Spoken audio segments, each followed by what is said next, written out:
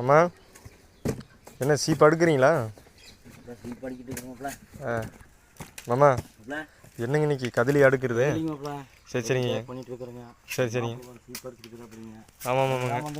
அந்த கத்தி இருக்கிற பசுங்க இருக்கிறதுக்கு கொஞ்சம் கையில் எடை போட்டுக்கணும் போகிற பொறுத்தது. அதாவது சதையோட பிடிங்கிட்டு போயிடுங்க. அதாவது பார்த்து இருக்கணுங்க. சீப் பார்த்தீங்கன்னா கொக்கரே இருக்குதுங்க. அதெல்லாம் பார்த்து எடுக்கணுங்க. பேக் பண்ணுறது அப்படி தானுங்க. இப்படி மெதுவாக தான் வைக்கணுங்க. இப்படி மூணு குறையுதுங்க.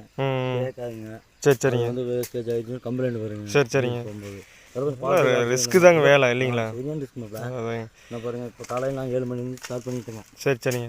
இனிமேல் பாருங்க இன்னொரு 20 பாக்ஸ் போடும்போது எப்படி 10 மணி ஆயிருங்கப்பா. சரி சரிங்க. மறக்காமல் எங்கள் வேலைக்கும் ஃபாலோவிங் சப்ஸ்கிரைப் பண்ணிக்கங்க. அடுத்தடுத்து வீடியோ போடுறேங்க.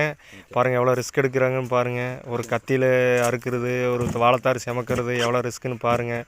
எங்களையும் வச்சு ஒரு ஃபாலோவிங் சப்ஸ்கிரைப் பண்ணுங்கள். அடுத்தடுத்து வீடியோ போடுறேங்க.